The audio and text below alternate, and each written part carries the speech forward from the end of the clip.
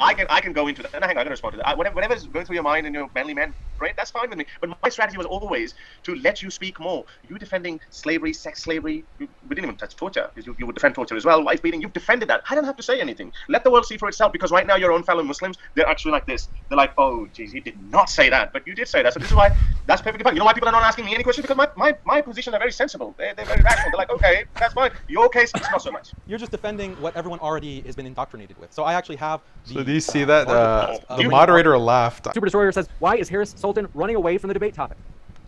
Good question. I don't know what you're talking about. No, Oh, I guess he he got two questions. Sorry, I thought he only got that one question, but apparently he had a second one.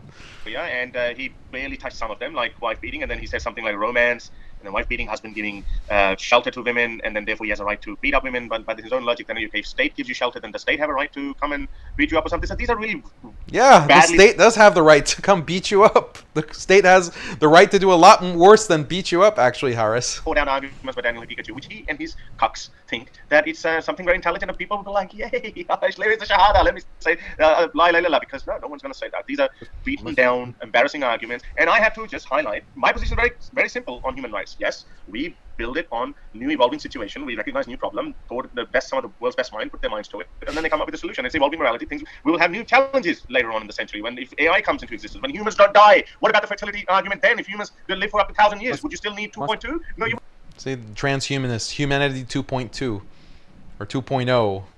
You know, what happens if we have AI? You know, cyborgs. You will own nothing and you'll be happy. This is exactly what he's advocating. Because in these cases, everyone vouches for their own guy, except atheists, of course. And I don't want them to change.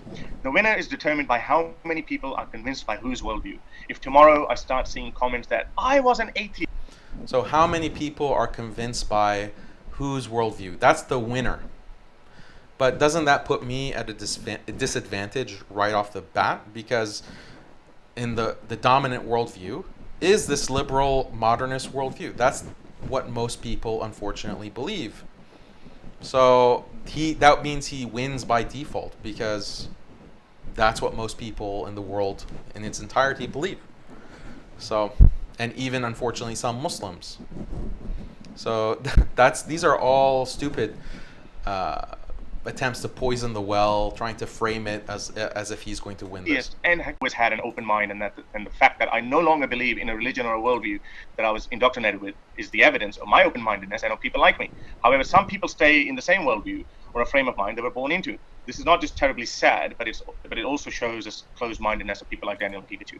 I'm sorry to say this in advance if this debate gets rough and out of hand, because it's very hard to respect my opponent, as he pretends to be a serious.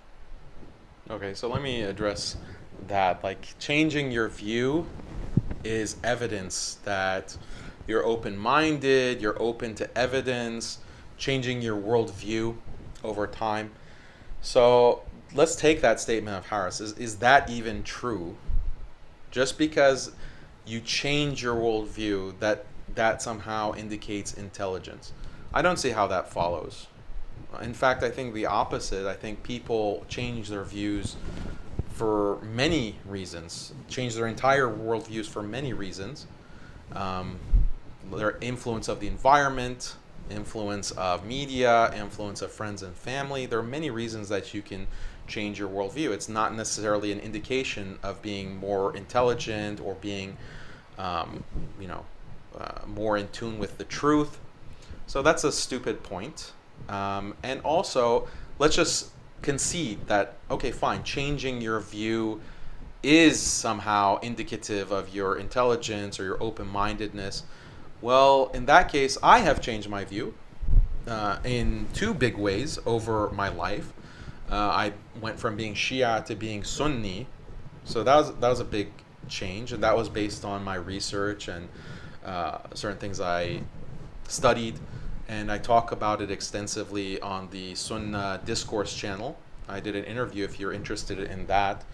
But that's one example in my life. And the second example in my life is that I had all of these kinds of liberal sentiments and this understanding of freedom and equality, unqualified. This is the best way of life, a Western liberal worldview, even a feminist worldview. And I've talked about this in the past. And it was through research, it was through discussion, it was through learning from teachers that I saw how wrong that worldview is. And so I dropped it. I dropped that liberal, secular, feminist worldview, even though the whole time I considered myself Muslim. That's the thing. You can be Muslim and still operate under this broader, liberal, secular paradigm or worldview or whatever you want to call it. And that's bad because you have a lot of Muslims who are liberal Muslims because they accept that worldview, and it leads to a lot of problems. It's the stepping stone to apostasy for many people, unfortunately. And you see it also with Christians who, they're Christian by name, they might go to church, they might read the Bible, but all of their understanding of the world, all of their understanding of what is right and wrong is coming from liberal dominant modernity. So this is something that is the dominant worldview, the secular liberal worldview. The question is, has Harris changed his worldview? Or was he in Pakistan? I think he's from Pakistan, right? I'm not sure if he's from Pakistan or India or somewhere else, but he's living in Australia right now. That's what I know. But was he just a liberal, like one of these liberal Muslims, and then he couldn't reconcile his liberalism with Islam? He read about concubines. He read about the Ghazawat, the conquests, and that conflicted with his liberal worldview, so he dropped Islam. It's not like he was in a fully Islamic worldview and then he converted to a liberal worldview by leaving Islam. No, he was always liberal. He was always liberal, and then he just realized that liberalism conflicts with his Islam, so he chose what he already believed. That is a better assessment of change in worldview than what he proposed, right? So I don't know actually his history. I don't know how he became a non-Muslim. I genuinely don't. But so I'm not going to presume that that's the case, but I would just point that out. Don't let these atheists and these Murtads pretend like they're just so much more open-minded and so much more brilliant. They're operating in a dominant system. The dominant system in the world globally is this atheistic, secular, liberal human rights system. That's the dogma, and that's the orthodoxy. And Muslims who question that, who critique that, we are the heretics. We are the defectors from that system, and we're punished for it. We're constantly punished for it, and we face a lot of bad consequences in our daily lives.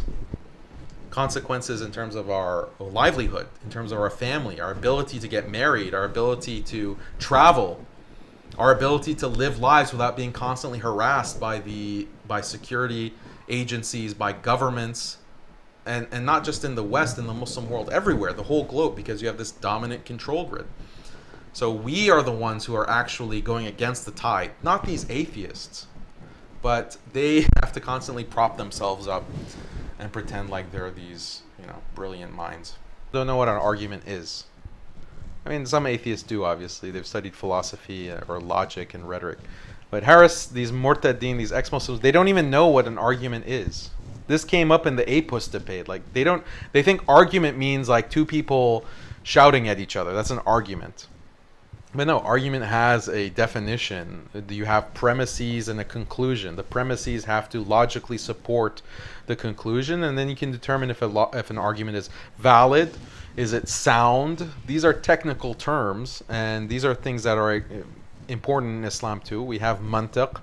Mantiq is a very important Islamic field, and it's used by all of the Islamic scholars, all of the ulama of history, the ulama of fiqh, the ulama of aqidah, the ulama of tafsir, of hadith, the muhaddithin. They all heavily use logic and reason and deduction. And it's just, genius after genius after genius in our tradition of the level of minds that you have in the Islamic tradition and our ulama. It's just unmatched, really. I mean, Super Destroyer says, Harris, respond to slavery, Daniel. Daniel gives an evidence-based cohesive argument. Harris just says, repeat slavery. And that's exactly what happened. That's exactly what happened. I'll talk more about that. This is too small. Here, I'll make it bigger. Harris made, I knew that terrorist lover was going to come up with those arguments, but you were woefully unprepared. Let's be honest with ourselves, you made 0 substantial arguments on the incompatibility of human rights and Islam. Heck, I could do a half-decent job of making at least 3 or 4 substantial arguments on why the human rights paradigm is better than the Islamic one, then leave it to the audience to figure out which argument was better. But all you came up with was petty and reactionary rhetoric full of ad hominem attacks that were frankly embarrassing. It's because of people like you and Apus who do not prepare properly that we hand easy wins to these medieval idiots. Making fun or throwing a clever jab at the opponent when you have no substantive argument to make does not a good debate make. Do better next time and take this as a learning experience. And apparently, I guess Harris deleted this comment. That's not a good look, Harris. Not a good look at all. Okay. Daniel remains throughout the debate dominant. I don't understand why you remain so defensive. You should ask him questions like, where is good Sharia following community? Where? I think you lack in subjects like blah, blah, blah, global politics, history, and conversation tactics. However, we still love you, Harris. You suck, but we love you. I mean, that's good to have fans who will love you no matter how badly or how little you have to offer. It's scary. Worries me how feminists focus on relatively minor problems in the West when this is happening. Harris, at times you look too happy with yourself. Your argument was lost in my opinion, but maybe that's because I'm uneducated atheist. An uneducated atheist is a dime a dozen, my friend. As a Christian with no dog in this fight, I just have to say, Harris, how did you F this up? Sikh here, and Daniel destroyed this guy. Another guy, you were not ready for this. You should try and better put forward your worldview. However, I'm afraid you were kicked out of the park with this debate. Being an agnostic, Harris makes more sense to me than Daniel, probably because he aligns with my worldview. But frankly speaking, even though I don't align with his cultish logic, I would say Daniel won because he responded and presented his questions in an organized way. So then someone asked on one of these ex-Muslim forums, where is it? Someone basically asked like who won the debate and did Harris do better or worse than Apus? And then this person responded, worse. Ayraju unfortunately destroyed both of them. We need to start putting up decent people for these debates because it's getting embarrassing now. So that's pretty big condemnation or very stark assessment of what these Murtadeen have to offer. Okay, this other ex-Muslim, I predicted it before they even started. Harris Sultan is expletive debater, no offense to him. I really want to see someone like Christian Prince. Oh, I just read this, sorry. Here on the bottom. Feels bad for Harris. He got emotional and lost debate. Maybe they should stop debating intellectual Muslims. That's a good suggestion, actually. Stop debating Muslims who are educated. Stop debating Muslims who are intellectual or know what they're talking about. Just stick to scrubs and stick to people who are easy pickings, basically. That's the only way we can we can do our Murtad, ex-Muslim, anti-Islam dawah. We have to just... It's really stupid. Muslim, roughly an hour in, and the Islamic Pikachu whipped that expletive. Not Harris Sultan's best performance. Knock you out. Not gonna lie, DH's arguments make more sense to me, even though I'm from a Western country. Just look at the expletive show going on in the US, for example, where liberals are forcing things down people's throats. All this cultural civil war is cause of liberals. These liberal countries also invade and steal oil and label it human rights. So knock you out knows what's going on. He's informed.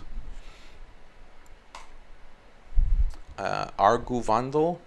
As a Christian, as much as I despise Pikachu's theology and apostate false religion, can't help but think he made more valid points than Harris, especially the part about the flaws of modern day ideology, especially the LGBTQ+++ and equality stuff. Yeah, so alhamdulillah, that's, was the whole goal of the debate is, it's not just to embarrass the opponent, it's to get a lot of information and facts and appeal to what people already know and they see around them in their life. They watch the news, they see what's happening to their families. So you want to appeal to those people and say that, look, all of these problems, they have a cause and Islam is the solution. Stephen Mulroney says, in the opening, Harris basically rehashes Freud's ethic conflict nonsense. Religion is because you have something wrong with you, like a psychological problem. Yet atheism is tied to developmental disability, social cognition deficits. And so he's referring to studies where people who are on the autism spectrum, especially, they have a much higher rate of atheism and agnosticism. So there's this kind of correlation between cognitive, especially social cognition deficits, and atheism. He also says people wouldn't ever support Sharia because empathy, yet it moves. I guess the Sharia is moving emotionally. Christians also supported much harsher punishments than are performed in Christian lands today, since the state runs on consent. He's clearly wrong. His opening statement was exactly as characterized by Muslim commenters. No justifications given, just an emotional neoliberal, nihilo-libertarian happitalism outburst. I say that being Orthodox, by the way. So even the Orthodox Christians, basically any Christian that takes his religion seriously is not going to be on the side of Harris. Why? Because, as I mentioned in the debate, Harris's points are applicable to every single religion. His attacks are applicable to every single traditional way of life, especially Christianity. So when I see these ex-Muslims hanging out with Christians and having a great time laughing it up against Muslims, laughing about Islam, it's like clearly there's so much dishonesty in that interaction, because the Christian is ignoring that all of this ex-Muslim's arguments against Islam also apply to his Bible, also apply to his Christian history, and the ex-Muslim has to be dishonest because all of those arguments apply to the Christian's religion, and he's not saying so. So they have to put on this facade and laugh.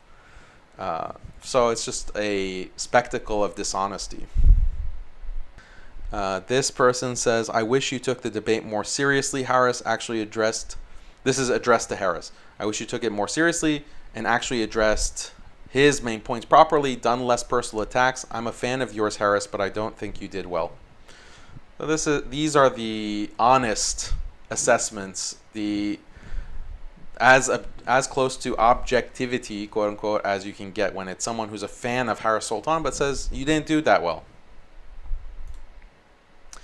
This was hilarious. So this is on Twitter. Harris says, sorry to disappoint the Hayraju fanboys. Daniel would never want to debate a cool-minded ex-Muslim atheist ever again. My inbox is open to tell me how you have left Islam after Hayraju's abysmal performance. And then this guy, his name seems like it's a Hindu name. I too left Islam long ago, thanks to Harris Bhai. Full support, sir. And Shawarma says, how many imams in the Quran? He's asking this guy who claims to be an ex-Muslim, and he says, oh, Shia 12 imams in the Quran. Sunni has 4 imams in the Quran. He says, name the 4 imams in the Quran. What does he say? Says, name 4 imams. Oh, Imam Abu Hanifa, Imam Ahmad, Imam Malik, Imam Shafi in the Quran. Yeah, so these are Harris's ex-Muslim fans who are constantly telling him how they left Islam. And then the next thing was priceless. It's like, thanks, thumbs up. And then he says, only idiots can ask questions which can be Googled.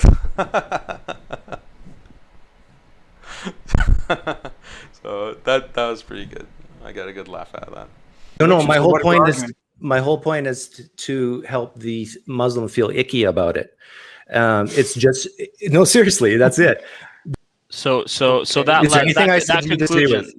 conclusion that Allah was okay with people disbelieving and going to hell, right? Are you saying that contradicts? All I'm saying is God make you guys feel icky. Did dislike? It's not okay. So you're arguing from emotion here because it's not Definitely. making me feel icky. Okay, You are. Does it make you feel icky? Here's the issue. Here's the issue, Pine Creek. Well, he just said he's arguing from emotion. What you want to say is that this world that God actualized is not ideal in the sense that there is evil in it and people will be tortured in hell for an eternity. Therefore, yes. Therefore, it is something that is not the best of all possible world, or it's not something that's morally good or justified, right? But let me ask you a question: what are your views on morality? What's your underlying ethical theory that I want you makes to assume that I have none. How can I understand what you mean by good and evil? I'm using your definitions. What is my definition of good and evil? Anything that goes in line with Allah's will, His nature is good. Anything that doesn't is evil. Okay, fine. So let's go with that. Let's go with that. Am I wrong? Let's assume it's my definition. My definition. Then how does me feeling icky about anything affect reality in any way, shape, or form? Doesn't. If you're granting for the sake Abdul, of the you gotta argument, stick on this point. This is the fundamental point. If you're granting for the sake of the argument that good and evil are defined by what God does, then why does me feeling icky about anything have any significance at all here? Because you're granting that what He does is good by definition. Let's call it a day and go home. Yeah. But wait. You guys feel icky. So what's wrong with feeling icky? Well, what does feeling icky prove? I was wrong about you, Abdul. You don't feel icky about it, right?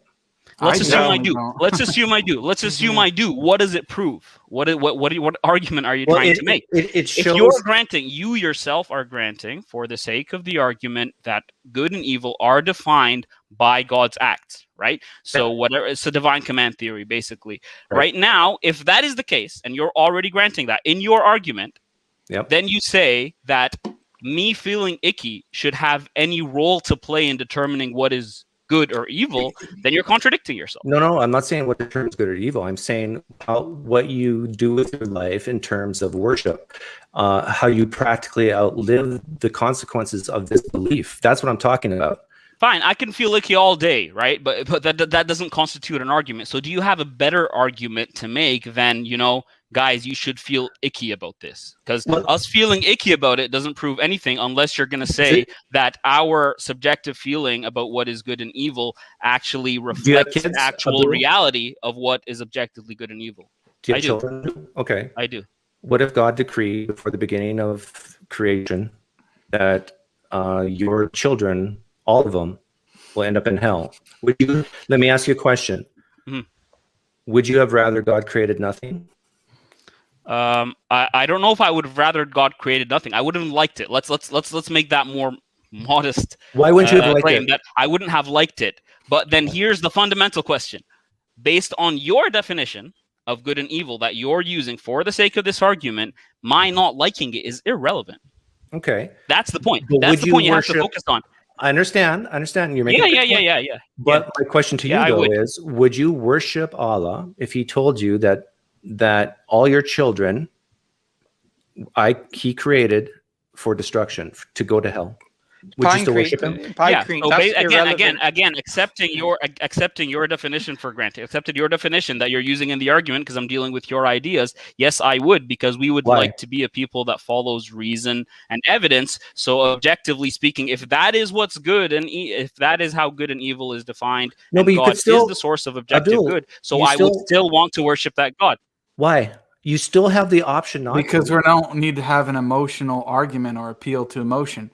The fact is that you've already admitted that your whole argument is based on emotions rather than a strict logical argument. So it's powerful because of irrelevant. emotion. But so my goal, we're I spinning in think, circles, guys. No, but at Pine Creek, your goal should be this. Your goal should be to be epistemically justified and consistent with the way you're trying to build an argument. Building an argument just appealing to emotion is not sincere, honest. Well, you could say it's sincere and honest in one perspective, but it's not epistemically justified to build an argument just to appeal to emotions, because we can make any argument based upon emotions. It then becomes my emotions versus somebody else's emotions. You want to have, you want to be able to justify it based on reason and arguments, isn't it? Because I guarantee you, I guarantee this is one claim I'll make. I'll guarantee that there's some Muslims listening here who are listening to me. I'm waiting for your argument, Pine Creek. How does that argument that you just presented result in God does not exist or your God does not exist? No, I'm not. If your God exists, then this is what I was going to say. I guarantee you, some Muslims who might be, the weak type, wavering on the fence, are going to hear what we're discussing and say, you know what, that Pine Creek kind of makes sense. I'm Pine Creek. Please don't use that language. Yeah. Is that bad? I don't. Yeah, it is. Yeah. Pine Creek. What I don't understand is where's your argument? He doesn't have one. Where's your? If somebody has a negative emotional reaction to that, then by all means. But what Sharif was just saying is that a negative emotional reaction or an argument for emotion can be valuable to some people, but we prefer evidence and reason. So maybe next time when you have an actual logical argument and you have actual reasons to present, Abdul, come on, and you choose to do that instead of appealing to emotion, we can have a discussion. I'm not trying. The point is that look, he's trying to present an emotional argument to try to so-called shake the foundations of some Muslims. Yeah. It's an emotional argument. That's it. That's all he's doing. It's not even an argument. It's just the same thing with AP. Emotion. Same thing with AP. It's just an emotion. Now, you can't go from saying, I'm trying to make an internal critique, to then saying, well, I'm just trying to affect emotional people, emotional, weak-minded Muslims or whatever it is. He needs to think about himself and look at his own epistemic foundations and how he builds his own ideas up first and foremost. He should not be building his ideas based upon emotions and rejecting one proposition over another proposition just because it makes him feel icky. That's, it's crazy. Silly. Yeah, and he said, oh, well, the Muslims here, they just want to be logical and rational. Well, yeah, of course. We don't want to make arguments and have our beliefs based purely on emotion rather than logic and reason. Of course. Now, Doug, if that's what you want, then fine. Maybe that's why you're an atheist, because your arguments and your position is based on emotion rather than reason. And, the fact that you were kind of happy to admit that live on the show, I think that's a plus for us.